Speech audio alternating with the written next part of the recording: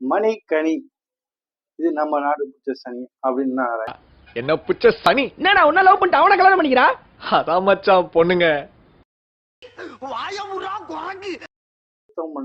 முண்டாட்டி அவன் வச்சிருக்கான் அவன் இவன் முண்டாட்டி அவன் வச்சிருக்கேன்றியா அவன் முண்டாட்டி இவன் வச்சிருக்கேன்றியா கவனித்தீரா எதை மன்னா இவன் பாடிய துதியை கவனித்தீரா பண்ணீங்கன்னா ஒரு மணி வந்து இந்த அளவுக்கு குழந்தைகளோட விளையாண்டுக்கிட்டு அந்த சைட்ல இருந்து அவரு இன்னொருத்தர் அவரோட ஃப்ரெண்டு கூப்பிட்டு இருப்பாரு இங்க வா வீடியோ இங்க வீடியோ சிகப்பு காய் போது கருப்பு காயும் பின்னாலேயே போத சரியில்லையே. ஸோ இது ரெண்டு பேரும் பண்ணிட்டு முடிச்சுட்டு அவங்க கடைசி அவங்க போறாங்க. இதனால நான் வந்து தப்பு சொல்ல வரல. இந்த மாதிரி விஷயங்கள் சின்ன சின்ன விஷயங்கள் நோட் பண்ணி பார்த்தா கொஞ்சம் தப்பா தான் தெரியுது அப்படிங்கிற மாதிரி எனக்கு தோணுது.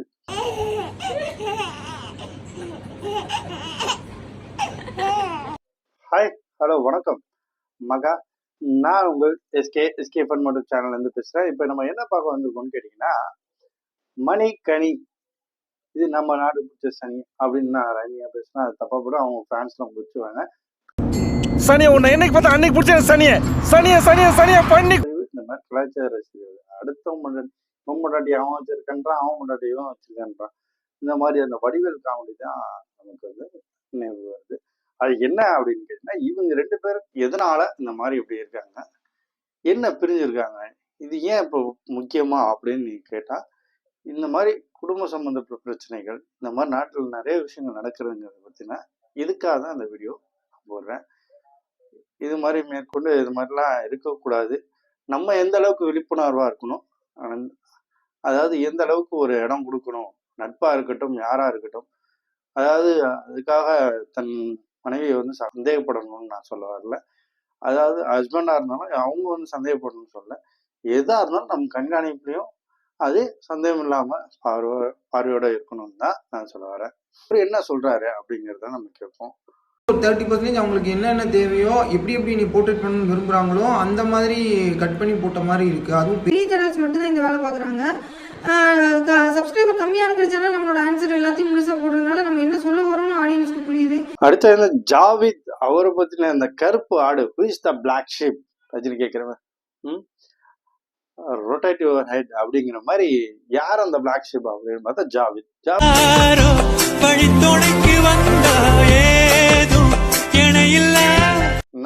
ஜாவித் அப்படிங்கிற ஒரு முன்னாடியில இருந்து மணி கூட அவருடைய க்ளோஸாவே இருக்காரு, ஃப்ரெண்ட்ஷிப் அப்படின்னு ஒரு கேங்காவே எப்ப பார்த்தாலும் அவங்க வீட்டுக்குள்ள இருக்கிறதும் எல்லாரும் சந்தோஷமா இருக்கிறதும்.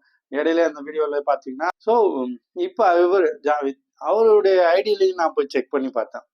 ஸோ நிறைய வீடியோவில் பண்ணுறாங்க, கீழே மணிக்கணி 2 பேர் நிற்கிறாங்க.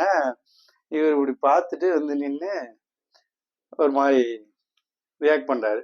ஸோ அந்த பாட்டோட அப்போ புரியல, இப்போ புரியுதுங்கிற மாதிரி மணி அவர்களுக்கு புரிஞ்சிருக்குன்னு நினைக்கிறேன். அதில் கமெண்ட்டுகள் அவருடைய பதிவிட்டு இருந்தாங்க. அதாவது மணி அவர் சொல்லியிருந்தாரு, அந்த லிரிக்ஸ் எழுதி போட்டிருந்தாரு. அதுக்கப்புறம் போய் நம்ம ரீல்ஸ் என்னடா இப்போ போய் கமெண்ட் பண்ணிடுறான்னு பார்த்தா அது முன்னாடி பண்ணியிருந்தது. ஆக்சுவலா இப்போ அதுக்கப்புறம் நம்ம பப்ளிக்லாம் போய் கிண்டல் பண்ணி போடுறோம், என்ன மணி இப்போ போய் அவர் கமெண்ட் பண்ணியிருக்கீங்கன்னு சொல்லிட்டு.